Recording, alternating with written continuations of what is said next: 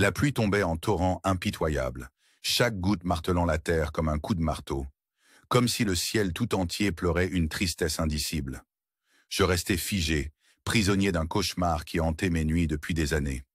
Mes pieds s'enfonçaient dans une boue glacée et collante, lorsqu'une ombre se dessina peu à peu dans l'averse, rayonnante malgré le chaos, une silhouette solitaire dont chaque pas mesuré fendait l'obscurité. Puis il apparut, le samouraï. Immense et menaçant, ses mouvements, fluides et inéluctables comme la mort, me parcouraient le corps d'un frisson glacé. Revêtu d'une armure cabossée, gravée d'innombrables récits de combat, il arborait un masque dont le sourire démoniaque déformé et les yeux vides captaient la faible lueur. Mais c'est sa katana qui attira irrésistiblement mon regard, une lame maculée de rouge sanglant dont les gouttes s'accumulaient au pied du guerrier. Mon cœur résonnait tandis que je jetais un coup d'œil hésitant vers le bas. Là, étendue, se trouvait une femme.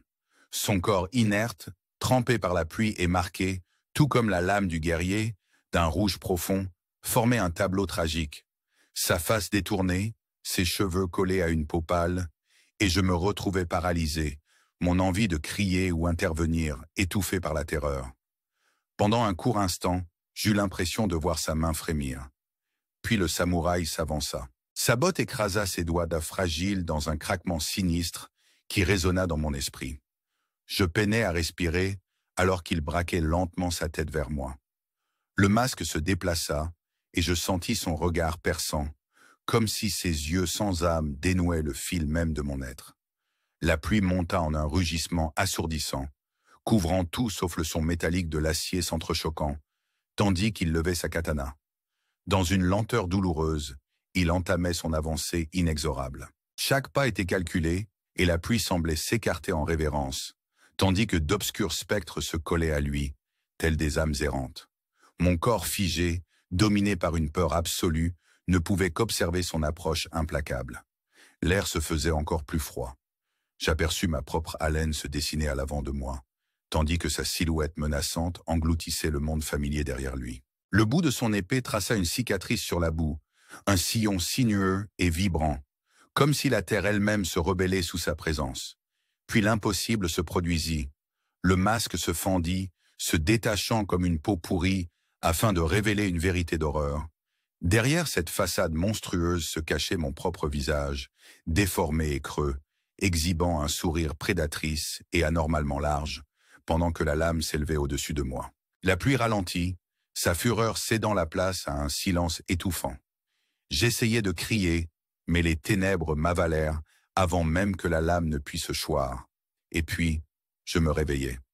Je gisais dans des draps détrempés, incapable de discerner si le froid de ma sueur était issu d'un cauchemar ou du nombre de cette pluie invisible qui semblait me poursuivre. Mon cœur battait la chamade tandis que je fixais le plafond, et dans un recoin obscur de la pièce, j'aurais juré voir le masque observant, guettant toujours. Revenons maintenant de ce rêve obsédant pour voyager à Nagasaki en 1938. Le soleil se balançait bas sur le port, répandant une lumière dorée sur des eaux ondulantes telles des flammes liquides. Dans cette ville portuaire animée, où tradition ancestrale et ambition moderne se heurtaient, la vie bourdonnait dans chaque ruelle. Entre les marchands criant leurs marchandises et les arômes mêlés de poissons frais et de châtaignes grillées, une modeste maison, la maison de Kimono Ishikawa, se dressait fièrement au pied tranquille du mont Ineza. Dans son intérieur feutré en bois, Kentaro Hiroshi, 28 ans, était assis en tailleur sur un tatami au cœur de l'atelier. Seul le bruit régulier de ses ciseaux glissant sur la soie délicate, ponctué par l'écho léger de la lumière filtrant à travers les cloisons de shoji, venait rompre le silence. Ses doigts expertes suivaient les contours minutieux d'un motif de fleurs de cerisier, destiné à orner un kimono de mariage.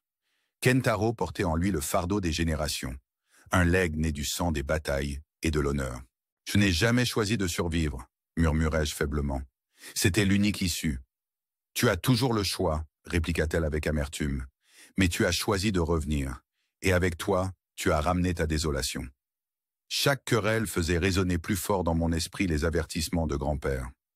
Lorsque ton foyer s'effondre, souviens-toi de revenir vers ce sanctuaire ancien. Peu à peu, je me levai, chaque pas étant une rébellion silencieuse face à un destin implacable. J'essayais de lui montrer, à Keiko, que malgré les épreuves, je restais l'homme qu'elle avait aimé. Pourtant, tous mes efforts se heurtaient à son indifférence, se dissolvant dans un mutisme glacial. Jusqu'au soir, après une violente dispute, je fus irrésistiblement attiré par la petite boîte que grand-père m'avait confiée jadis. Reposant immobile sur l'étagère, elle semblait receler des réponses que je redoutais d'affronter. Les mains tremblantes, je l'ouvris, pour y découvrir une lettre soigneusement rédigée. « Kintaro, mon garçon, si tu lis ces mots, alors la malédiction d'Ishikawa t'a atteint. Rentre seul dans la demeure familiale, et je te dévoilerai la vérité. Certaines réponses ne se lisent pas, elles se vivent lorsque tu seras prêt. » Chacune de ces lignes s'inscrivit en moi comme une brûlure indélébile. J'avais jadis rejeté ces avertissements comme les divagations d'un vieil homme. Mais maintenant, alors que mon univers s'effondrait, je commençais à croire que le destin était intimement lié à notre nom. Il était peut-être temps d'affronter enfin les démons de mon passé. La maison ancestrale se dressait, fière et austère, aux abords du village, ses murs témoins d'innombrables souvenirs d'un passé douloureux. Chaque plancher grinçant, chaque effluve familier me rappelait l'empreinte de grand-père, le vieil homme qui m'avait élevé. En entrant dans son étude, je le vis assis en tailleur sur un tatami, le visage marqué par la douleur du temps. Sans un mot, il m'invita à m'asseoir. « Je savais que tu viendrais, » dit-il d'un murmure chargé de résignation. « Le fardeau de notre lignée est inévitable. » Je pris place, vulnérable malgré mes cicatrices, et murmurai « Je suis ici.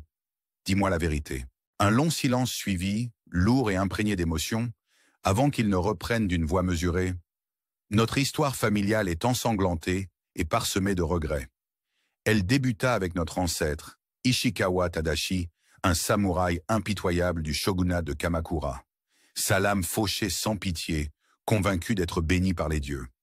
Je hochai la tête, partagé entre une fierté réticente et une terreur sourde. Puis, continua-t-il, l'orgueil de Tadashi fut sa perte. Un jour, il rencontra un moine humble accompagné d'une jeune fille. Le moine, animé par une pure dévotion, ne voulait aucun mal, mais pour Tadashi, la fillette était une proie à saisir. Il ordonna à ses hommes de l'emmener sous le regard éploré du moine. Alors, ce dernier prononça une malédiction. « Comme tu m'as obligé à subir ce supplice, tu verras ceux que tu aimes sombrer dans la trahison et la douleur. » La malédiction plana dans la pièce, aussi lourde qu'un destin irrévocable. « Est-ce pour cela que tu m'as défendu de me marier ?» réussis-je à murmurer. Le hochement lent de grand-père en disait long. « Ton père, tes oncles, moi-même, nous avons tous été accablés par cette malédiction. Je t'avais supplié, Kentaro, d'interrompre notre lignée pour t'épargner ce châtiment éternel. » La rage et la douleur se mêlèrent en moi. « Tu aurais dû me tout dire, » dis-je, la voix brisée. Je ne connais rien de mes parents, hormis cet accident tragique, et il n'existe même pas un portrait de ma grand-mère. Que caches-tu? Pour la première fois, une lueur de regret et de tristesse adoucit le visage de grand-père, qui se détourna en posant ses mains tremblantes sur le sanctuaire. « Lorsque le moment viendra, tu sauras tout, » murmura-t-il doucement.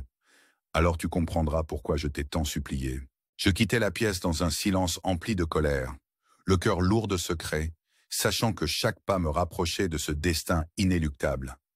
Les teintes orangées et cramoisies du crépuscule sur Nagasaki semblaient pleurer avec moi, et le tintement lointain d'une cloche restait le seul rappel que, comme les plis d'un kimono ancestral, tous les secrets se dévoilent avec le temps. Merci de nous avoir suivis dans ce voyage, à travers un récit où se mêlent héritage, amour, guerre et malédiction. Son arrière-grand-père Ishikawa Noboru avait sacrifié sa vie pour défendre le shogunat, son sang ayant teigné, durant une lutte acharnée à la baie de Haketa, une katana désormais vénérée comme témoin muet de l'héritage Ishikawa. Mais le destin, tout comme la fortune, avait pris une autre tournure pour son grand-père, Ishikawa Hiroshi, officier de marine qui avait bravé la puissance des cuirassés allemands lors du siège de Tsingtao pendant la Grande Guerre. Si cette histoire vous a touché, abonnez-vous à notre chaîne, laissez un like et partagez vos impressions en commentaire. Votre soutien nous permet de continuer à vous offrir ces récits intenses et captivants. Brisé par une jambe fêlée à cause d'explosifs, Hiroshi s'était chargé d'élever Kentaro après avoir perdu tragiquement ses parents dans un accident de tramway alors qu'il n'avait que 5 ans. À chaque coup régulier de ciseaux, La voix rauque de son défunt grand-père résonnait en lui. Chaque point nous lie à notre passé. N'oublie jamais cela. Pourtant, le Japon de 1938 se trouvait à la croisée des chemins, tiraillé entre traditions séculaires et les exigences d'un empire moderne. L'ombre menaçante de la guerre s'étendait sur Nagasaki, avec des soldats en uniforme impeccable, marchant vers des fronts inconnus, et des conversations feutrées qui transformaient même les corridors silencieux de l'atelier Ishikawa en lieu empreint de peur. Kentaro interrompit son travail, son regard attiré par le petit hôtel familial niché dans un coin sombre de la pièce. Là, près de la katana ensanglantée, reposait une photo encadrée d'Hiroshi en uniforme naval, un visage austère adouci seulement par l'ombre fugace d'un sourire. Une bougie vacillante insistait, sa flamme semblant pressentir un destin encore plus funeste. Le doux carillon de la porte de l'atelier fit sortir Kentaro de ses pensées. À l'entrée se tenait une jeune femme, cheveux soigneusement attachés, les yeux emplis d'une appréhension sincère, tenant un paquet de tissus contre elle. Elle s'inclina profondément et murmura « J'ai besoin d'un kimono, s'il vous plaît, pour mon frère. Il partirait rejoindre l'armée. » Le cœur de Kentaro se serra, accablé par le poids familier de la perte. Il avait entendu cette histoire trop souvent ces derniers mois, des fils, des frères et des époux s'en allant sur des champs de bataille inconnus, laissant derrière eux des familles dévastées par le chagrin et un avenir incertain. Pourtant, il s'inclina à son tour, esquissant un sourire doux et solennel. « Bien sûr, murmura-t-il, honorons son courage avec un vêtement à la hauteur de son sacrifice. » Le guidant parmi des rouleaux de soie exquise, le poids de l'héritage familial lui appuyait comme une main invisible. Lui qui n'était ni samouraï ni soldat, chaque coup de ciseau était pour lui une subtile rébellion contre le temps qui changeait tout, un combat discret pour préserver la tradition. L'inquiétude de la jeune femme laissa peu à peu place à une gratitude sincère, tandis qu'elle prenait la main du nouveau kimono, enveloppant le tissu avec délicatesse. « Merci Kentaro-san », dit-elle, son profond salut traduisant un soulagement palpable. Kentaro reprit son sourire, mêlé de chaleur et de tristesse. C'est un honneur, qui lui assure un passage sûr. À mesure que la cloche tinta doucement après son départ, un calme feutré revint sur l'établissement, dérangé seulement par le bruissement des feuilles d'automne à l'extérieur. De retour dans son atelier, Kentaro s'arrêta net en apercevant son grand-père appuyé dans l'embrasure de la porte. Penché sur sa canne usée, Hiroshi dégageait une tristesse profonde et la sagesse silencieuse accumulée au fil des ans. Leurs regards se croisèrent intensément. « Tu n'aurais pas dû faire cela », déclara Hiroshi d'une voix grave, après un long silence, chaque mot pesant comme une sentence. « Pourquoi, grand-père » demanda Kentaro, mêlant perplexité et douleur. « Notre famille se construit sur le service et l'honneur. Ne devons-nous pas honorer ceux qui se sont sacrifiés ?» Les épaules d'Hiroshi s'affaissèrent, alourdies par un fardeau invisible, tandis qu'il se dirigeait lentement vers l'autel familial. Là, dans un geste mesuré, il alluma de l'encens. De fins volutes de fumée s'élevaient, se mêlant aux souvenirs de batailles lointaines. Fixant le regard sur la katana vieillie posée dans le sanctuaire, la lame terne mais chargée d'une histoire affûtée comme un rasoir, il parla de sa voix grave. « Viendra un jour où tu devras affronter la vérité sur notre famille. Quand ce moment viendra, tu comprendras pourquoi je t'avertis dès maintenant. Ne te marie pas. N'amène pas d'enfant dans ce monde. Que le nom Ishikawa s'éteigne avec toi. » Ces mots frappèrent Kentaro comme la masse d'un marteau, le laissant momentanément sans voix. « Grand-père, parvint-il à murmurer, la voix vacillante, de quoi parles-tu? Notre lignée, ton héritage, perdure depuis des générations. Pourquoi vouloir l'effacer ?» Le regard d'Hiroshi se ferma, empli de souvenirs douloureux. Parce que l'honneur peut se transformer en malédiction, un fardeau qu'aucun homme ne devrait porter. Tu es jeune, et tu perçois notre histoire comme noble, mais tu ignores encore son coût véritable. La frustration monta en Kentaro. « Alors dis-moi, réclama-t-il, la colère étincelant dans ses yeux, pourquoi dois-je porter cette malédiction? Pourquoi as-tu toujours gardé le passé secret ?» À ces mots, le visage d'Hiroshi s'adoucit un instant, une lueur de douleur traversant ses traits, avant qu'il ne détourne les yeux, ses mains tremblantes posées sur le rebord du sanctuaire. « En temps voulu, tu sauras tout, » dit-il doucement. « Et alors, tu comprendras pourquoi je t'ai lancé cet avertissement. » Un silence épais s'abattit sur eux. Malgré le désir ardent de Kentaro d'obtenir des réponses, Quelque chose dans l'attitude de son grand-père le retenait. « Je suis désolé, Kentaro », souffla Hiroshi, sa voix presque inaudible. Certains fardeaux doivent être supportés seuls. Les poings de Kentaro se serrèrent, l'angoisse et le désespoir se mêlant en lui, mais il ne pouvait que quitter la pièce. À l'extérieur, le crépuscule enveloppait Nagasaki de teintes orangées et cramoisies, les ombres s'étirant sur la ville. En scrutant la cité endormie, le poids de l'héritage familial et des vérités enfouies le pressait inexorablement. Au loin, le son d'une cloche résonna. Rappel mélancolique que certains secrets, tels les plis d'un kimono précieux, se révèlent seulement avec le temps. L'année passa, et la maison paraissait plus froide, chaque plancher grinçant, rappelant les souvenirs douloureux d'une enfance à jamais brisée. Je me tenais devant la porte de la chambre de grand-père, le cœur serré par la réprobation de l'homme qui m'avait élevé et façonné. Mais j'avais fait mon choix. J'allais épouser Keiko, défiant ses interdictions, défiant l'héritage qu'il défendait farouchement. Lentement, j'écartai la porte en shoji, dont le léger grincement rompit le silence pesant. Là, dans la lueur tamisée du sanctuaire, grand-père se tenait, tel un spectre marqué par le temps et le chagrin. « Tu m'as appelé », dis-je, luttant pour garder une voix stable. Sans se retourner, il fixa son regard sur la katana ancienne, dont le manche poli attrapait les dernières lueurs du jour. « Assieds-toi », ordonna-t-il simplement. J'obéis, le cœur tambourinant, redoutant le sermon qui s'annonçait. Mais lorsque, enfin, il leva les yeux vers moi, ce n'était pas la colère qui flamboyait dans son regard, mais une fatigue, un chagrin infiniment lourd. « Ta décision est prise », déclara-t-il d'un ton calme, « et ce n'est pas sujet à discussion. »« Je l'ai décidé », répliquai-je, plus assertif que je ne le ressentais. « Je l'aime, grand-père. Je ne peux abandonner Keiko par peur de tes pronostics. » Un sourire amer effleura ses lèvres, tandis qu'il m'observait en silence. « Tu parles comme si tu comprenais déjà le poids de notre héritage, mais tu n'en sais rien encore, dit-il. » J'ouvris la bouche pour protester, mais il leva la main, étouffant mon émoi. « Avant ton départ, écoute-moi. Pas une histoire ni une justification, mais un avertissement. » Sa voix se fit conspiratrice, m'entraînant dans une confidence. Penché tout près, j'appliquai l'oreille à chacun de ses mots. « Lorsque les murs de ta maison sembleront s'effondrer, lorsque ton cœur se remplira d'amertume et que la femme que tu chéris deviendra un étranger, reviens ici, dans cette pièce, en ce sanctuaire, et tu comprendras pourquoi je t'ai supplié de ne jamais te marier. » Ces mots résonnèrent entre nous, lourds et définitifs. Un frisson parcourut mon être, et malgré la crainte, je le regardai droit dans les yeux. « Pourquoi ne pas me le dire dès maintenant ?»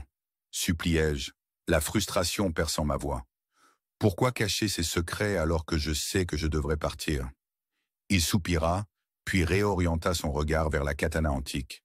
« Parce que certaines vérités ne s'appréhendent qu'en les vivant, Kentaro. Les mots ne sauraient exprimer tout leur fardeau.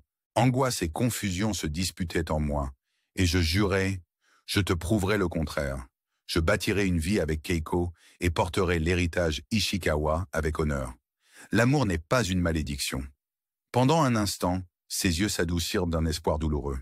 « Je l'espère, murmura-t-il.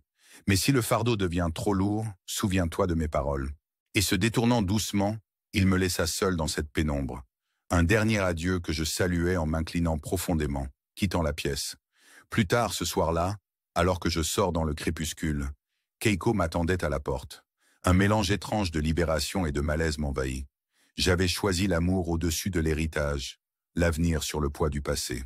Pourtant, alors que je prenais sa main et que nous partions main dans la main dans des rues inondées de lumière, l'avertissement de grand-père résonna en écho. « Lorsque ta maison s'effondrera, reviens. » À cet instant, je ne pouvais en saisir le sens profond, mais une peur indicible s'éveillait en moi. Le matin du 22 septembre 1940 débuta comme chaque autre dans l'effervescence de Nagasaki. Le port s'activait, la ville s'éveillait avec une énergie discrète. À midi, tout bascula. Un message grésillant émana des haut-parleurs. Le Japon entrait en guerre aux côtés de l'Allemagne et de l'Italie. L'Empire ne se tairait plus, tandis que l'ardeur patriotique montait avec des hommes levant les poings et des femmes s'inclinant en une fierté solennelle. Mon esprit ne pensait qu'à Keiko, mon amour, mon espoir. Galopant à travers la foule en liesse, le cœur battant la chamade, J'atteignis enfin mon domicile pour y trouver Keiko près de la fenêtre, les mains crispées, le visage pâle, comme frappé par l'effroi. « Ils viennent pour toi, n'est-ce pas ?» murmura-t-elle, la voix tremblante. À genoux à ses côtés, je pris ses mains. Je ne sais plus quoi faire, avouai-je, entre incertitude et peur. Nous savions tous les deux que l'Empire exigeait d'immenses sacrifices. En quelques semaines, les convocations militaires arrivèrent avec une froide efficacité, arborant un sceau impérial rouge sang, m'ordonnant de rejoindre la campagne en Asie du Sud-Est. Les Philippines, joyau stratégique du Pacifique, attendaient. Le jour de mon départ, Keiko se tenait à la gare, son kimono serré comme le dernier rempart de notre fragile espoir. Aucune larme ne coulait en public, mais le frémissement dans son adieu « Reviens-moi, Kentaro », implorait-elle d'une voix qui brisait ma détermination, me déchira le cœur. « Je te le promets », répondis-je, incertain de pouvoir tenir cette promesse. Avant de m'élancer vers le champ de bataille, grand-père se présenta une dernière fois. Je me précipitai vers lui et m'inclinai profondément. « Tu es désormais un guerrier », déclara-t-il, me confiant une petite boîte en bois. « Ouvre-la à ton retour. » Hésitant, je lui demandai « Comment sais-tu que je reviendrai ?» Il esquissa un sourire, les yeux brillants d'une tristesse fière. « Dans la famille Ishikawa, tu es le dernier. Tu ne peux mourir tant que tu ne le décides pas. » La guerre fut bien loin des légendes d'honneur dont j'avais rêvé. Dans les jungles des Philippines, le champ de bataille régnait sur une réalité impitoyable faite de boue, de sang et du fracas incessant des armes. J'arrivai avec l'ardeur de la jeunesse et repartis en homme brisé, atteint 3 fois, tant physiquement que spirituellement. J'assistais, impuissant, à la déchirure de camarades fauchés par l'artillerie, à des villages réduits en cendres, aux cris étouffés d'innocents noyés dans le vacarme de la guerre. Lorsqu'on proclama la victoire, celle-ci résonna creusement pour les 4000 survivants d'entre nous, nos âmes éparpillées dans les décombres. De retour à Nagasaki pour me remettre, je ne trouvais aucun réconfort. Brisé, écorché par la guerre, je n'étais plus qu'un rouage dans une machine implacable. Le trajet en train fut un long silence, entouré d'autres blessés aux yeux creux, empreints du même désespoir. Une fois descendu, les rues familières de Nagasaki me parurent étrangères. Les marchés, jadis si vibrants, étaient assombris par le rationnement, et les rumeurs de guerre se murmuraient à chaque coin de rue. Devant la porte de la maison que Keiko et moi avions bâtie, je m'arrêtai. Ce lieu, autrefois symbole d'espoir, ressemblait désormais à un vestige d'un passé révolu. Mes doigts tremblants frappèrent à la porte. Lorsqu'elle s'ouvrit, voilà Keiko qui m'accueillit, le visage illuminé d'un soulagement incrédule. « Tu es en vie !» souffla-t-elle, émue. « Tu es rentré. » Je voulais lui dire que j'étais redevenu entier, mais l'homme en lambeaux que j'étais ne pouvait offrir de tels mots de réconfort. Comment lui expliquer que l'homme qu'il avait quitté jadis n'était plus que l'ombre d'un être familier? Cette nuit-là, alors qu'elle pansait mes blessures dans une veillée silencieuse, l'avertissement de grand-père résonna à nouveau dans mon esprit. Lorsque les murs de ta maison s'écroulent, lorsque ton cœur se remplit de venin, j'avais jadis écarté ces paroles, en les traitant de superstitieuses, mais désormais, à chaque souffle douloureux, je réalisais combien elles pouvaient se réaliser. Les jours suivants se mêlèrent en une brume de douleur, de convalescence et d'espoir incertain. Keiko veillait sur moi avec une tendresse inébranlable. Elle soignait mes plaies, me redonnait le courage de me lever. Pendant un court instant, j'espérais que la vie retrouverait enfin son cours d'antan. Mais peu à peu, ce réconfort céda la place à une froideur glaçante. 3 ans passèrent, et ses yeux, autrefois empreints de chaleur, se firent durs. Ses absences se prolongèrent, ses excuses s'amincirent, et je passai d'innombrables soirées à guetter sa silhouette à la fenêtre, vainement. Chaque heure qui s'écoulait tordait en moi un suffocant désespoir, jusqu'à ce que des disputes éclatent, une avalanche de mots amers et de nuits sans sommeil. « Tu aurais dû mourir avec honneur », cracha-t-elle un soir, sa voix empoisonnée. « Sois martyr de l'Empire, et non ce lâche brisé qui revient pour me détruire. » Ces paroles frappèrent plus durement que toute blessure de guerre. Je la regardais cherchant en vain l'amour d'antan, mais ne trouvant qu'un regard froid et distant. « Je n'ai pas choisi de survivre, balbutiai-je. Mais tu as toujours le choix, rétorqua-t-elle d'un ton amer.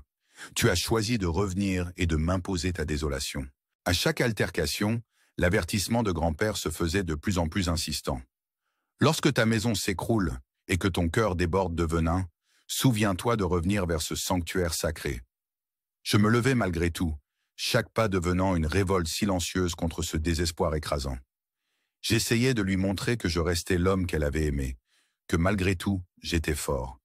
Mais chaque tentative se heurtait à son indifférence, se dissolvant dans le vide. Jusqu'à ce soir, après une nouvelle dispute amère, où, irrésistiblement, je fus attiré par la petite boîte que grand-père m'avait jadis confiée. Elle était là, sur l'étagère, lourde de promesses et de révélations. Les mains tremblantes, je l'ouvris. À l'intérieur, une simple lettre, soigneusement calligraphiée de sa main ferme, m'attendait. « Kintaro, si tu lis ces mots, alors le fardeau de la malédiction Ishikawa t'a atteint. Rentre seul dans la maison familiale, et je te révélerai la vérité. Certaines réponses ne peuvent être écrites, elles se murmurent lorsque tu seras prêt. » Ces mots brûlèrent mon âme. Autrefois, je considérais les avertissements de grand-père comme de vaines divagations d'un vieil homme accroché à des superstitions. Mais à présent, alors que la froideur de Keiko et l'effondrement de mon foyer m'écrasaient, je commençais à croire que le destin avait toujours été lié à notre nom. Peut-être était-il temps d'affronter les démons de notre passé. La demeure familiale se dressait, impassible, à la lisière du village, ses murs marqués par le temps et la souffrance silencieuse des générations. En approchant, chaque plancher grinçant, chaque effluve de pipe me rappelait l'omniprésence du souvenir de grand-père. Lorsqu'enfin je pénétrais dans son étude, il m'attendait, assis en tailleur sur un tatami usé. Son visage, creusé par les épreuves du temps, ne laissait place à aucun réconfort, seulement un ordre silencieux. « Je savais que tu viendrais, » dit-il d'une voix basse, empreinte de tristesse. « Le fardeau de notre lignée est inéluctable. » Je pris place devant lui, sentant ma fragilité malgré les stigmates des guerres passées. « Je suis ici. Dis-moi la vérité, » murmurai-je. Après un long moment de silence, il entama, d'une voix mesurée et lourde. « Notre histoire familiale est trempée de sang et de regrets. Elle débuta avec notre ancêtre, Ishikawa Tadashi, un samouraï redouté sous le shogunat de Kamakura. Sa lame était fulgurante, impitoyable, et il répandait la mort sans hésitation, persuadé d'être choisi des dieux. Je hochai la tête, un sentiment de fierté mêlé à une terreur sourde m'envahissant. Mais ensuite, poursuivit grand-père, l'arrogance de Tadashi lui valut sa perte. Un jour, il rencontra un moine humble, accompagné d'une fillette. Le moine, empreint de pure dévotion, ne cherchait aucun mal. Mais aux yeux de Tadashi, la fillette était le trophée d'une guerre. Ces hommes la s'emparèrent devant le regard désespéré du moine. Puis, comme une sentence divine, le moine le maudit en ces termes. « Tout comme tu m'as fait souffrir, tu verras tes proches succomber à la trahison. Ceux que tu aimes s'éloigneront de toi jusqu'à ne laisser place qu'à la douleur. » La malédiction s'étendit dans l'air tel un présage funeste. « Est-ce pour cela que tu m'as mis en garde contre le mariage ?» parvins-je à murmurer. Le hochement lent et douloureux de sa tête répondit à ma question. « Ton père, tes oncles, même mon propre père, ont tous souffert sous cette malédiction. Je t'avais supplié, Kentaro, de laisser notre lignée s'éteindre, afin de t'épargner ce tourment sans fin. » Mon cœur battait furieusement de rage mêlée au désespoir. « Tu aurais dû tout me dire, » réclamai-je, la voix tremblante. « Je ne connais rien de mes parents à part cet horrible accident et l'absence de la moindre photographie de ma grand-mère. Quel secret as-tu gardé ?» Pour la première fois, le visage de grand-père adoucit son expression, une tristesse visible brillant dans ses yeux avant qu'il ne s'éloigne, main tremblante caressant le bord du sanctuaire. « Lorsque le moment sera venu, tu comprendras, » murmura-t-il. « Alors seulement, tu sauras pourquoi je t'ai supplié. » Je voulus crier, chercher des réponses, mais la colère se mêla au silence. Je quittai la pièce, la fureur et la douleur se mêlant en moi, tandis que dehors, le crépuscule peignait Nagasaki d'orange et de cramoisi, les ombres s'allongeant sur la ville endeuillée. Le tintement lointain d'une cloche résonnait, rappelant que, tout comme les plis d'un kimono précieux, le destin se dévoile lentement, inévitablement. Les années s'écoulèrent, et la demeure se fit encore plus froide, chaque plancher grinçant comme le souvenir d'une enfance à jamais perdue. Je me tenais devant la porte de la chambre de grand-père, la colère serrée dans ma poitrine, écrasée par la désapprobation de l'homme qui m'avait élevé.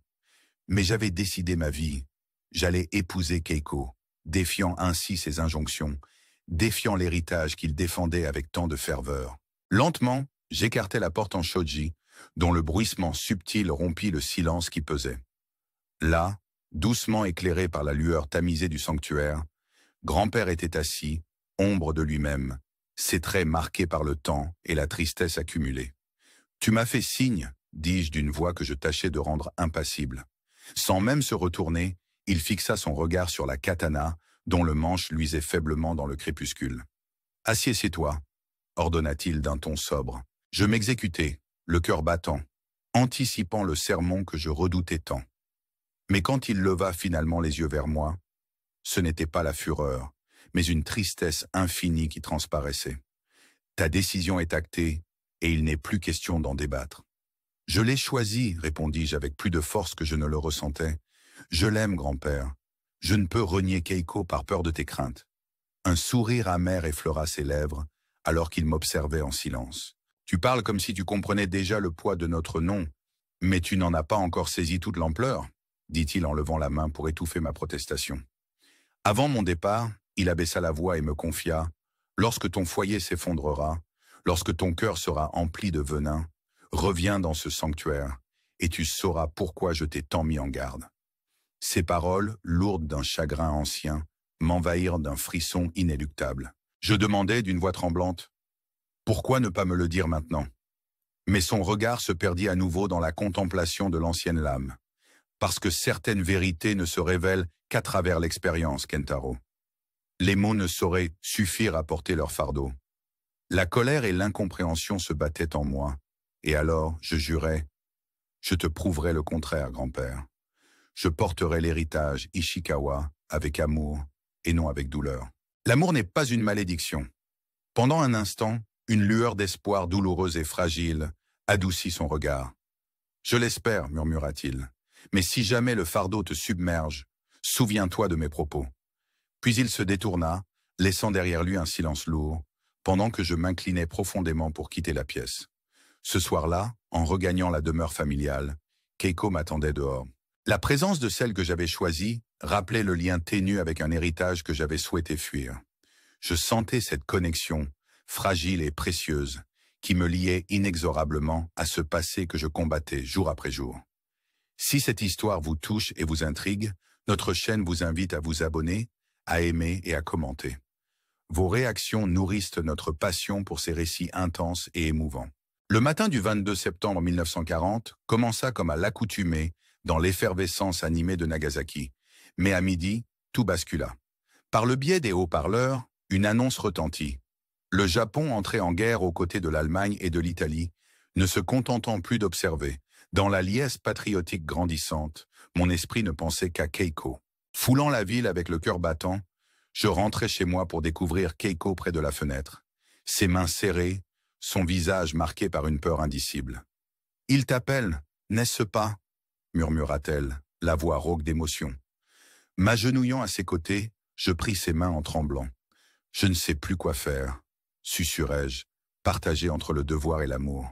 Nous savions tous les deux que l'Empire exigeait un sacrifice immense. En quelques semaines, l'ordre du service militaire arriva, catégorique et froid, portant l'insigne impérial rouge sang. Je fus appelé à rejoindre immédiatement la campagne en Asie du Sud-Est, où les Philippines, joyau stratégique du Pacifique, attendaient. Le jour de mon départ, Keiko se tenait à la gare, attachée à son kimono comme à un dernier espoir.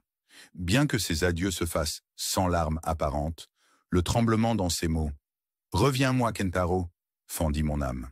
Incertain mais résolu, je promis de revenir. Avant de m'éloigner pour le champ de bataille, grand-père vint à moi une dernière fois, m'inclinant pour me reconnaître en tant que guerrier, me confiant une petite boîte en bois. « Ouvre-la à ton retour », dit-il doucement. « Souviens-toi qu'en Ishikawa, tu es le dernier. Tu ne choisis pas ta fin. » La guerre n'avait rien des épopées d'honneur dont je m'étais imprégné enfant. Dans les jungles des Philippines, le combat se transforma en une réalité cruelle faite de boue, de sang et d'un vacarme incessant. J'entrai en guerre plein d'illusions patriotiques pour en ressortir en homme anéanti, meurtri tant physiquement que moralement. Je vis camarades et villages se faire ravager, leurs cris noyés dans la cacophonie des armes.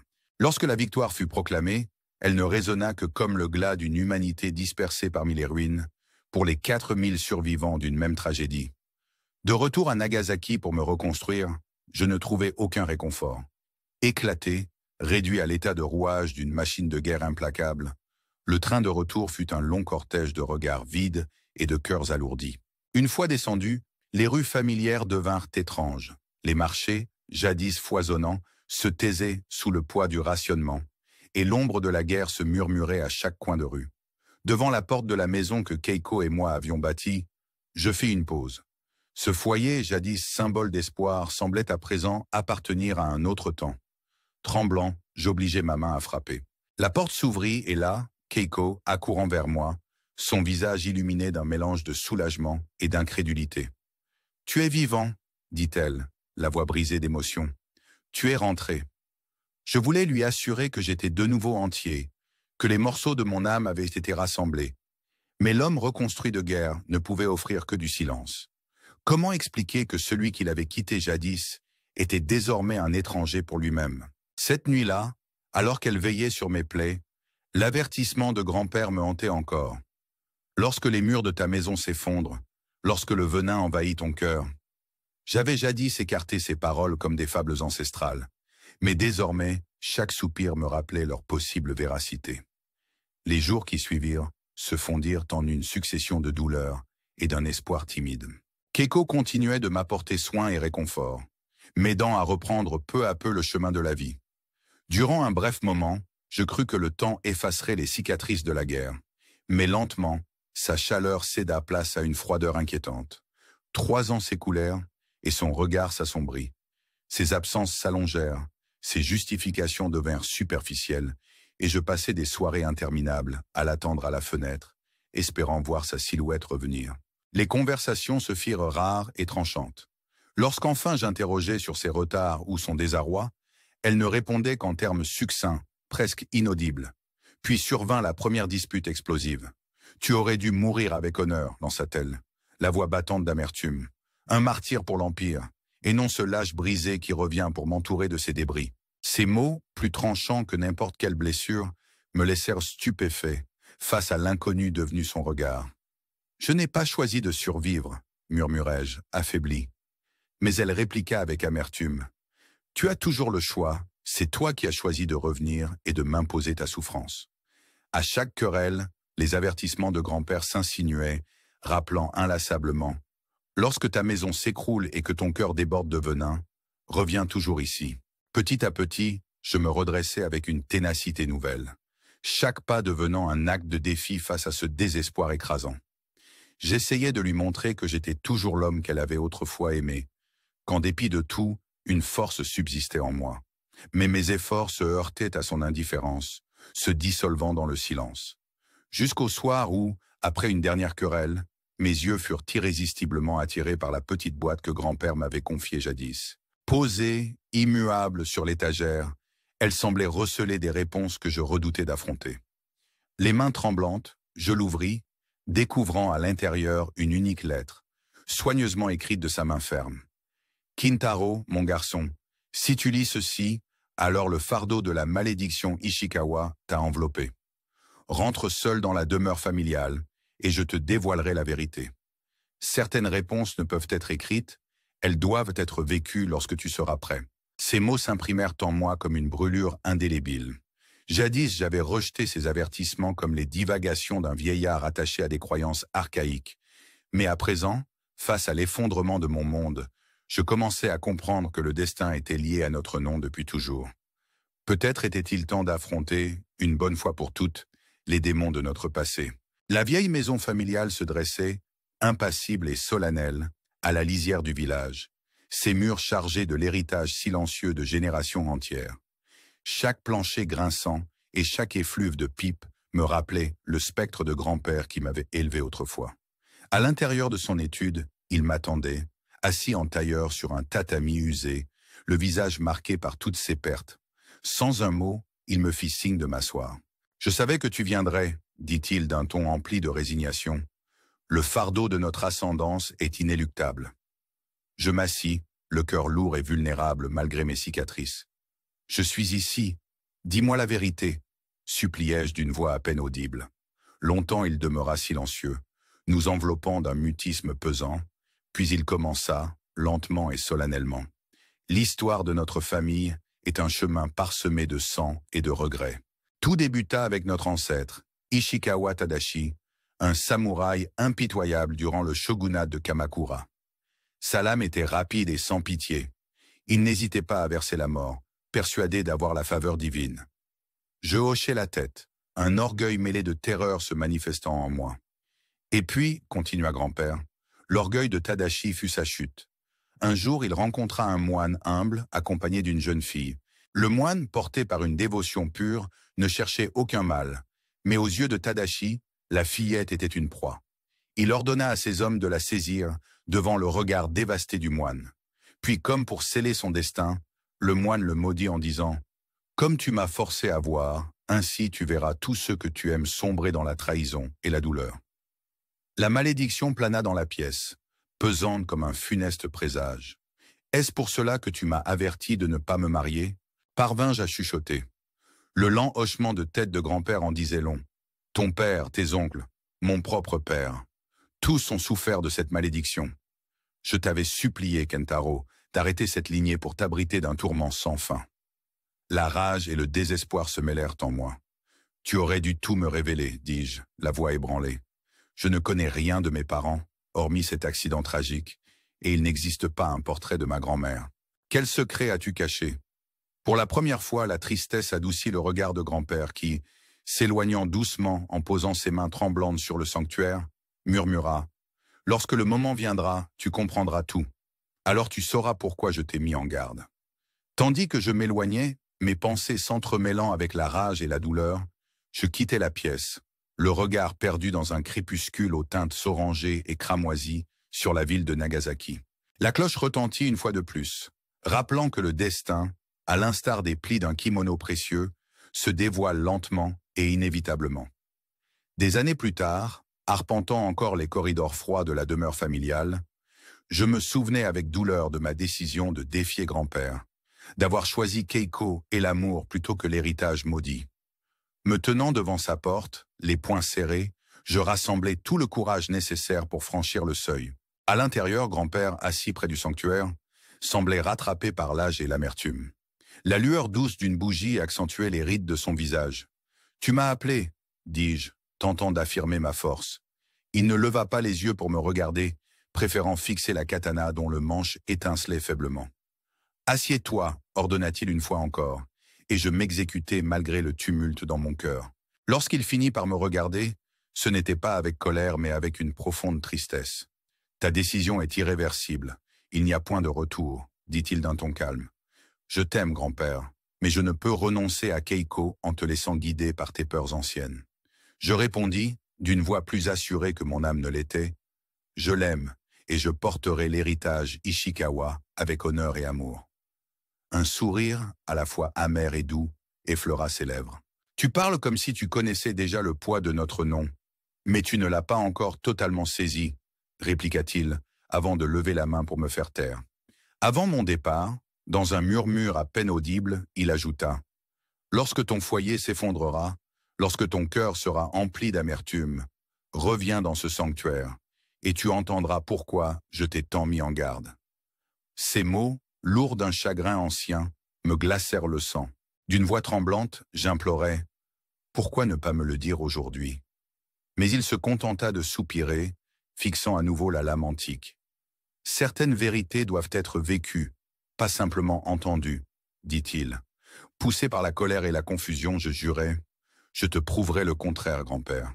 Je porterai l'héritage Ishikawa, non pas en fardeau, mais avec amour. » Pendant un long instant, une lueur de tristesse et d'espoir se mêla dans ses yeux. « Je l'espère, » murmura-t-il. « Mais si jamais le fardeau t'accable, souviens-toi de mes mots. » Il se détourna alors, laissant derrière lui un silence pesant, tandis que je m'inclinais une dernière fois avant de quitter la pièce.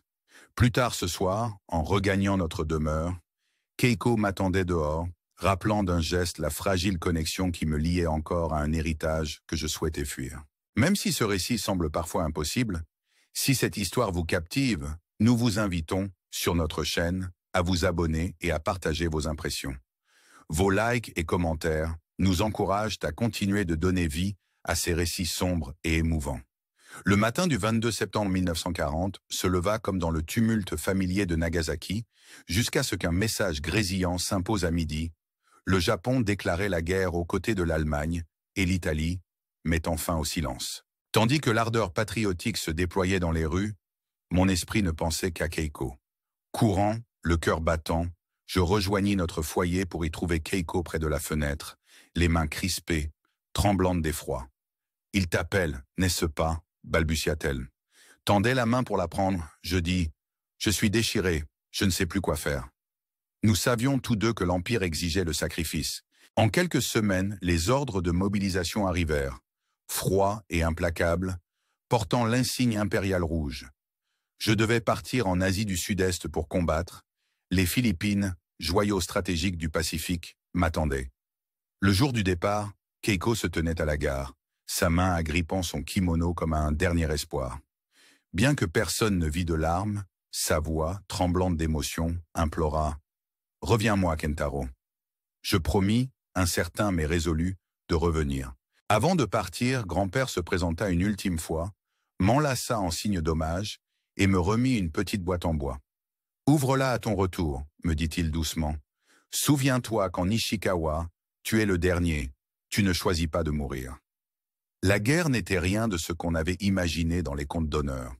Dans la jungle des Philippines, chaque instant fut un enfer où la boue, le sang et le fracas des armes se confondaient en un cauchemar éveillé. Je partis plein de fougue patriotique pour revenir en homme brisé, meurtri dans le corps et l'âme. Je vis mes amis s'éparpiller sous le feu des artilleries, des villages réduits en cendres, des cris se perdre dans le vacarme incessant.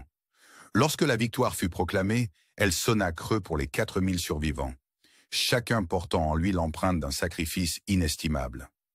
À mon retour à Nagasaki, je n'étais plus qu'un homme écorché, un rouage de la machine de guerre.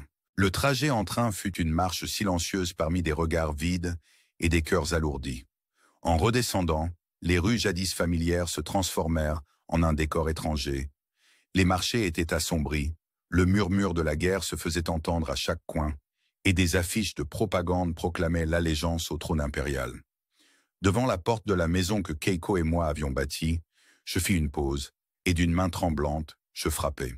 La porte s'ouvrit, et là, Keiko, accourant dans mes bras, la joie et l'incrédulité se mêlant sur son visage. « Tu es vivant », dit-elle d'une voix émue. « Tu es rentré. » J'aurais voulu lui assurer que je retrouvais ma complétude, mais le cœur brisé de l'homme de retour ne pouvait offrir que le silence.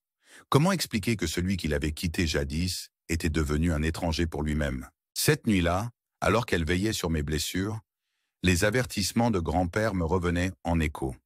Lorsque les murs de ton foyer s'effondrent, lorsque ton cœur se gorge de venin, j'avais jadis repoussé ces mots, les jugeant des fables, mais maintenant, chaque souffle douloureux me rappelait leur possible véracité. Les jours suivants se confondirent dans une succession de douleurs, de convalescence et d'espoir timide. Keiko soignait mes plaies, me supportait, m'offrant une tendresse qui, pour un temps, fit renaître en moi l'espoir d'un retour à la vie d'autrefois. Mais peu à peu, ce réconfort cède à une froide distance. 3 ans passèrent, et ces sourires, jadis si réconfortants, se muèrent en silence glacial. Ces absences s'allongeaient, ces explications se faisaient rares, et je passais des nuits à attendre, guettant la moindre ombre à la fenêtre, jusqu'à voir mes espoirs se tordre en amertume. Les discussions devinrent acerbes, et bientôt éclatèrent des disputes remplies de reproches. « Tu aurais dû mourir avec honneur », jeta-t-elle un soir, la voix tremblante d'un venin amer. « Être un martyr pour l'Empire, et non ce lâche brisé qui revient pour m'imposer sa désolation. » Ces paroles mordaient plus profondément que n'importe quelle blessure. Je scrutais son regard, cherchant l'amour d'antan, mais je ne trouvais qu'un froid inconnu.